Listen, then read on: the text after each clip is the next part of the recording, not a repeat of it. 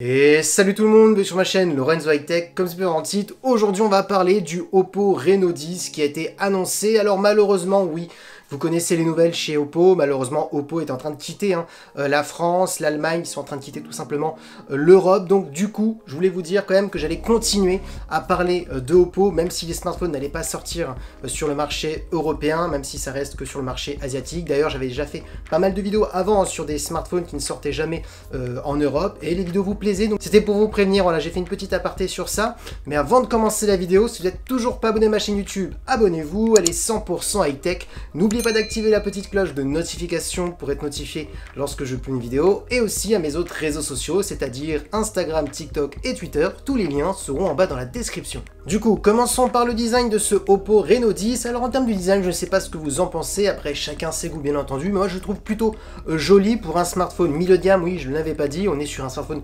milieu de gamme, pas haut de gamme. Il a été annoncé à 420 €. Alors après, c'est un prix approximatif parce que c'est compliqué avec les taxes. Donc vu que maintenant on est sur des smartphones qu'on doit importer, donc vous pouvez le trouver normalement entre 420 et 450 € sur les sites chinois. Donc pour le design, je trouve qu'il est plutôt joli. On a un écran un petit peu incurvé, un dos plutôt premium, je trouve, par rapport au design. On va commencer par les caractéristiques de la face avant. On a une diagonale de 6,7 pouces, donc une grande taille avec une très bonne définition Full HD+. La technologie d'écran, on est sur de l'AMOLED, accompagné d'un taux de rafraîchissement de 120 Hz. Donc là, tout de suite, par rapport à la gamme du smartphone et par rapport à son prix, ce qui est intéressant, bien entendu, c'est l'écran AMOLED et le 120 Hz. Ensuite, concernant la luminosité de l'écran, on est sur du 950 nits. Concernant aussi l'HDR, on est sur un écran compatible HDR 10+, donc ça c'est un bon point pour les contenus multimédia. On a aussi une caméra frontale de 32 mégapixels, donc ça peut être intéressant pour les personnes qui aiment bien faire des photos selfie, pour faire des vlogs. Donc voilà, ils ont vraiment travaillé la caméra frontale. Et concernant la sécurité, on a un capteur d'empreinte qui est sous l'écran. Du coup, quand on regarde un petit peu les caractéristiques de cette face avant, par rapport au prix, je trouve que c'est plus que correct. Maintenant, parlons de la partie photo, et on va pas se le cacher, c'est cette partie là qui est plutôt intéressante sur ce smartphone par rapport à son tarif, par rapport à la gamme du smartphone. On va commencer par le premier capteur principal. On est sur un capteur de 64 mégapixels, ça va être le meilleur capteur que vous allez retrouver sur ce smartphone, un capteur de Omnision.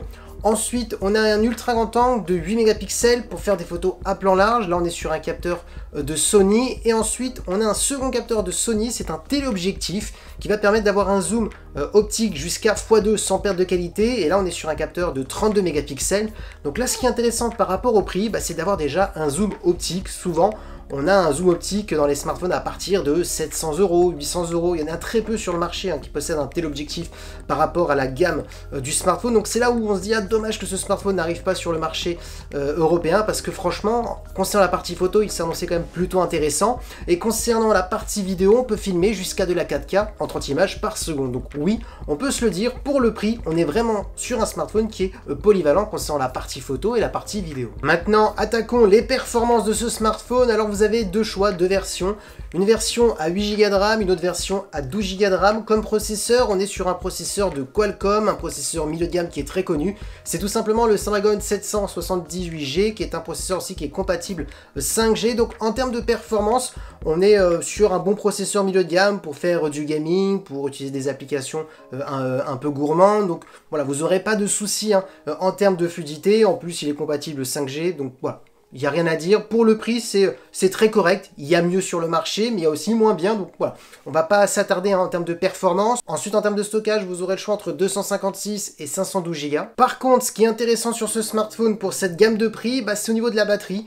On est sur du 4600 mAh avec de la recharge ultra rapide de 80 watts. La marque explique qu'en 11 minutes, vous pouvez recharger la moitié de votre smartphone, 50% d'autonomie. Donc ça, c'est vraiment un bon point, parce que pour cette gamme de prix, souvent, on est sur de la recharge plutôt lente, ou sinon c'est plutôt moyen, mais pas aussi rapide. Et pour terminer, en termes de connectivité, on a de la Wi-Fi 6 de dernière génération, du Bluetooth 5.3 et bien entendu du type C pour le recharger. Du coup, voilà à quoi ressemble ce Oppo Reno 10. Alors franchement, je suis vraiment déçu que Oppo part du marché européen, parce que ça aurait été intéressant que ce smartphone arrive sur le marché européen par rapport au prix. Ce qu'il faut vraiment noter sur ce smartphone, c'est l'écran AMOLED et le 120 Hz, donc parfait pour des contenus multimédia, pour aller sur les réseaux sociaux, pour avoir de la fluidité lorsque vous scrollez. La partie photo, là ce qu'il faut vraiment noter, c'est le téléobjectif qui permet d'avoir un zoom optique jusqu'à x2 pour 420 €, 450, bon après tout dépend des sites internet.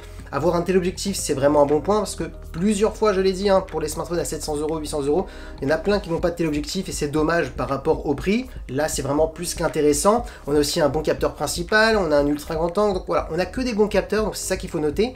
Les performances, on n'est pas sur le plus gros processeur, on a vu mieux par exemple chez Xiaomi, mais on a plus travaillé la partie photo sur ce smartphone et on a fait une toute petite concession on va dire sur le processeur, même si le mot concession est un petit peu abusé, on va pas se le cacher, parce que le Snapdragon 778G est très bon et ça suffira pour faire tourner les gros jeux vidéo comme Call of Duty Mobile, des applications gourmandes. Et il faut noter le dernier point, la batterie de 80 watts, vous gagnez 50% en 11 minutes. Donc franchement, on est sur un smartphone qui est très bien équilibré, donc dommage encore une fois qu'il n'arrive pas sur le marché européen. Bien entendu, je sais que sur ma chaîne YouTube, il y a beaucoup de personnes qui aiment bien acheter des smartphones d'importation sur le marché asiatique. Donc moi, ce que je peux vous dire, c'est que vous pouvez y aller tranquillement parce qu'on est vraiment sur un smartphone qui a l'air vraiment très intéressant. Et voilà, la vidéo est terminée sur ce Oppo Reno 10. J'espère que la vidéo vous a plu. Si c'est le cas, n'oubliez pas le petit pouce like, de vous abonner sur cette chaîne YouTube et d'activer la petite cloche de notification pour être notifié lorsque je publie une vidéo, et aussi à mes autres réseaux sociaux, c'est-à-dire Instagram, TikTok